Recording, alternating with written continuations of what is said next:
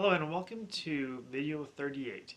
This is my last video that I'm going to make for this map to Ironman, I guess, series that I decided to start. I started this quite a while ago, probably, I don't even know when it was. I mean, it's been 38 videos, so maybe a month and a half or close to 2 months ago. It really started after my dad died. It was, for me, motivation was in the toilet.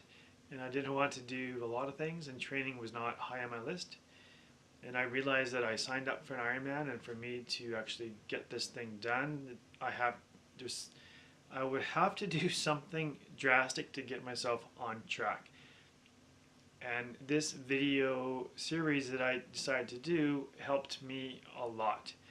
For me, so look, I'm now drinking my coffee in my Subaru Ironman Mont Tremblant Ironman mug. So that means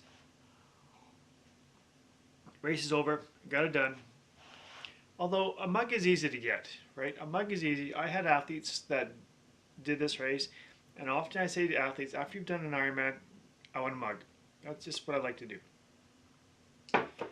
What's harder to get, though, is one of these guys, is the medal, right? So you don't get this until you cross the finish line. And so I do have the medal, which is fantastic. I take the medal, I look at it for a couple of days, and then I hang it up.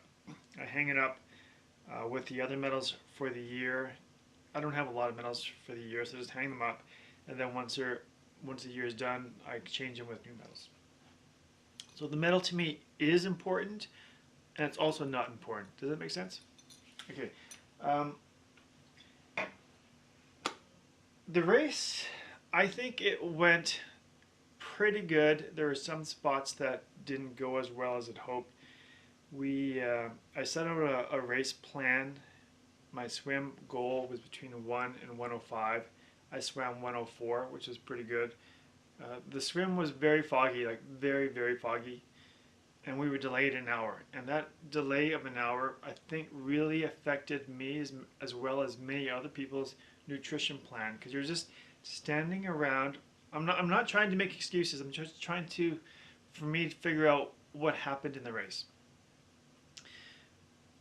By not starting on time, you lose an hour of fueling. And for an Ironman or exercising for that long a time, when you don't fuel, it's going to show up at some point in your event. And I think that's what happened to me.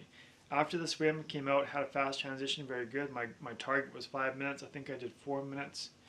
So happy. I didn't have a watch on, so I'm not following any of these times during the race. I'm just going through the motions.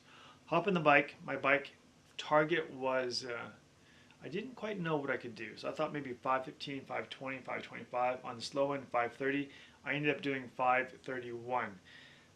And at that time, I thought, that's good. It turned out to be a tough bike ride. I got to the last quarter. It's like, this is challenging. And I tell people that when you're doing an Ironman, it's like up and down, right? So you sometimes feel like $1,000,000.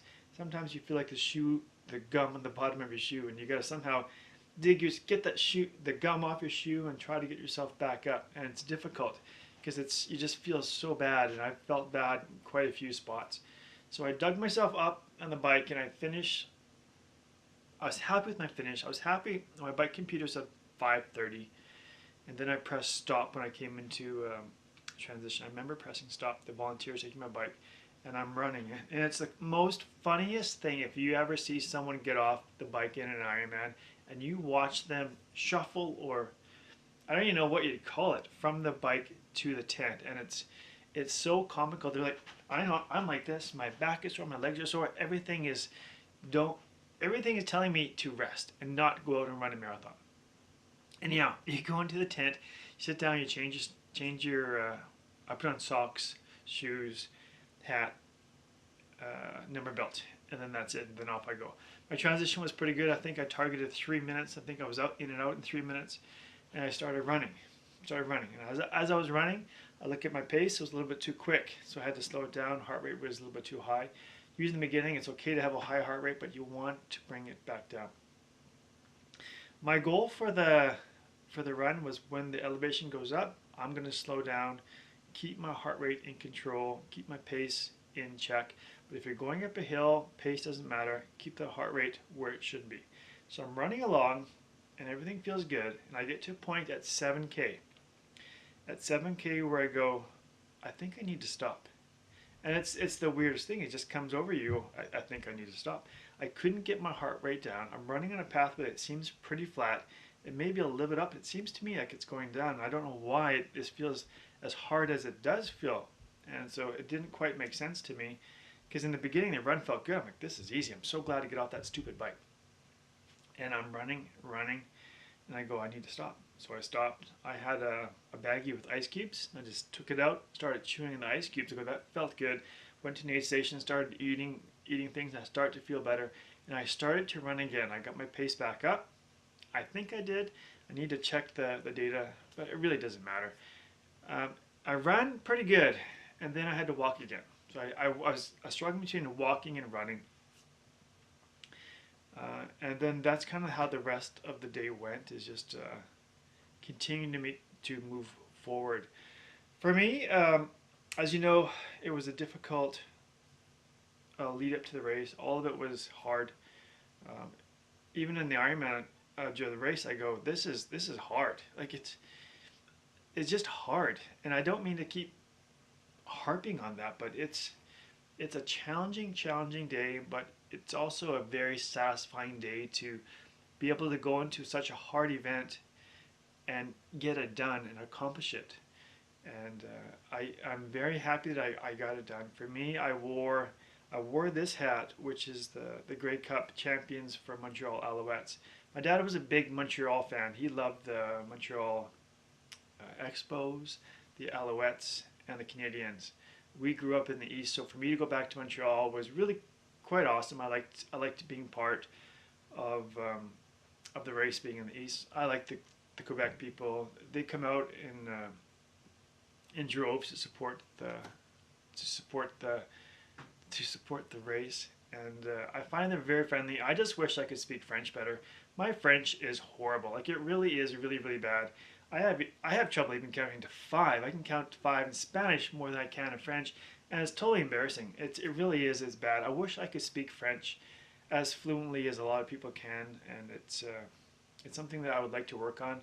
But the reality is I spend more time in Spanish-speaking countries than I do in French-speaking countries. And yes, I know Canada's bilingual, but in the West we don't have any of that. So that's it.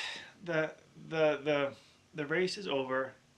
Am I happy that I did it? I think I'm proud that I got it done, and I'm proud that I stuck with this video series. And I know that this video is going on a little bit long. You can just fast forward if you want to. It's okay by me. To me, it wasn't about creating followers or getting lots of views. This was just about me getting my butt going and getting myself across the finish line to get that medal. And that's all it was all about. And if I encouraged or motivated a couple people out there by watching these videos, well, then that's pretty awesome. For me, what I like, and I really like this, is that when I'm on the bike and someone passes me, you're usually passing me, and you say, hey, Coach Todd, great to see you. I watch your videos. And then I say, hey, what's your name? So I want to know who you are, because for me, I make these videos, and I'm trying to do this to help you guys.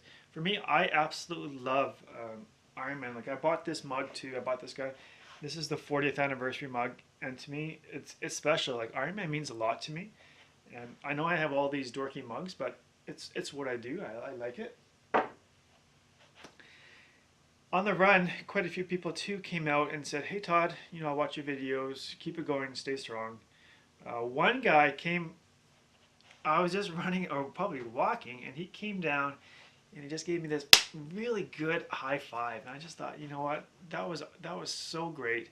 I appreciate all that support. I mean, Ironman is a hard day, and if someone's out there and they say, hey, good job, and if the athlete's emotion is like blank, don't think that they don't hear you, because sometimes they're in a world of hurt, and all they're doing is just trying to get the energy to keep moving forward, and they can't say thank you, they can't smile, they can't wave, because they really can't do it.